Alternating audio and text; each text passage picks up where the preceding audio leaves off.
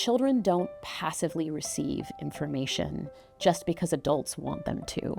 They have their own thoughts and feelings, and they're their own people in their own right, although historically, we haven't always recognized that.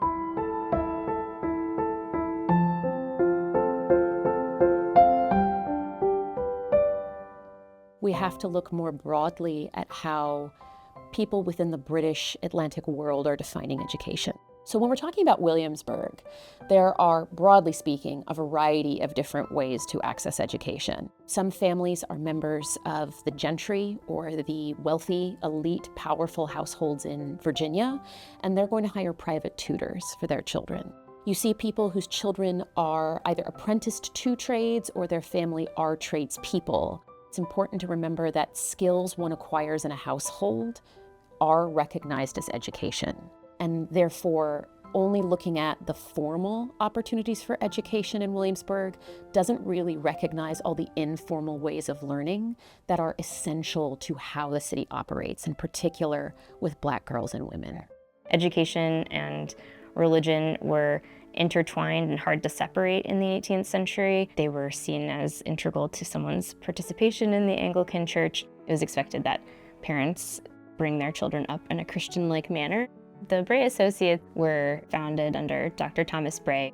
The Associates were concerned that enslavers, as the spiritual head of the household, weren't bringing up everyone in their house, which included the enslaved in the tenets of the Anglican Church. So they decided to set up several schools, and they provided money for a teacher, for a building, a place to learn, and then the books. The books that were sent by the school were selected by the Associates of Dr. Bray. They were published in London through the Society for Promoting Christian Knowledge, which was the publishing arm affiliated with the Bray Associates. So the books that they selected were fairly typical for educating the rudiments of the Anglican faith. They also sent things, as I mentioned, to remind the enslavers of their Christian duty, but then also things that were directed towards people of African descent to influence them in terms of the importance of these conversion efforts, but also understanding their place in the world as people who were enslaved. They sent 3 shipments of books between 1760 and 1763, and then things that were sent maybe to aid the teacher with instruction and general religious pamphlets.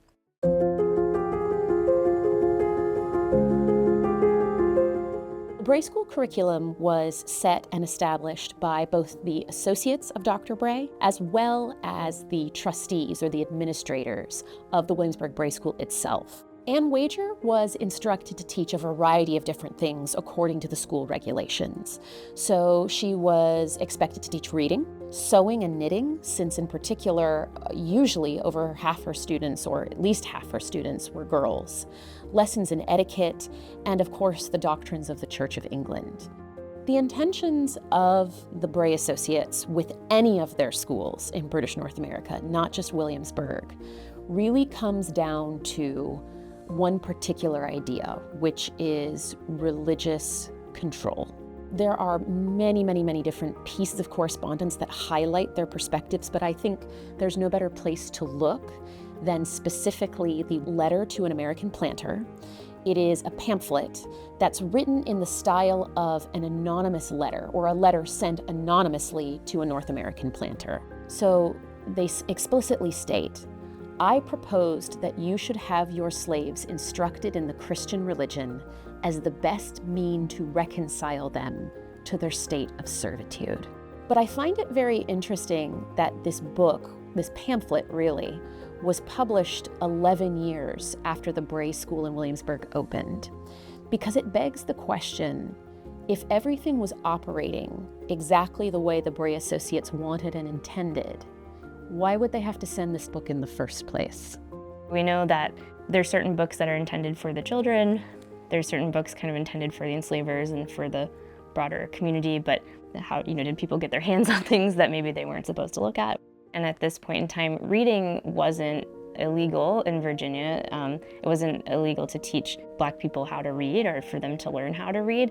What's interesting about what happens when you are in a society, a slave society like here in Williamsburg, is that you have there's a lot of comments that are made by enslavers or even ministers about how fearful people are of imparting literacy on people of African descent, people who are enslaved and free. So what happens when you introduce that concept in slave society where knowledge could be a dangerous thing? There was a student named Dennis who was baptized in 1761 at Bruton Parish. He appears on the student list in 1769. And by 1772, his enslaver, Robert Carter, takes him to Nominee Hall in Westmoreland County. And around that time, Carter hires Philip Vickers Fithian, who was a tutor whom he hired to teach his own children.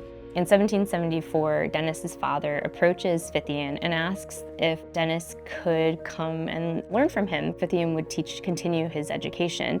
And Fithian comments that Dennis is reading one-syllable words fairly well, so that means he was probably in the Child's First Book or in the Speller. The reference is really important, especially how it sheds light on parents' involvement in their children's education, especially under their circumstances, and that this was a norm in the Carter household, that Dennis was able to continue his education.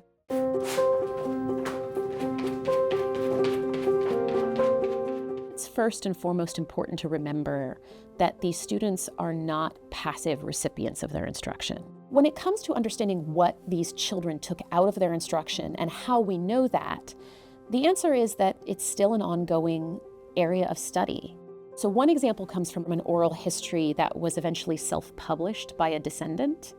And this descendant recalls speaking with his grandfather, who was alive or lived contemporaneously to either students who attended the Bray School or their direct ancestors. And he recalls that amongst this community, this free Black community, former Bray School students were described as the first Black teachers of Virginia. And I think, again, that speaks to the intention behind an education versus what it's actually used for. And it speaks to why it's important to continue to collaborate with different types of scholars, descendants, specialists, and even students to understand the complexities behind the Williamsburg Bray School.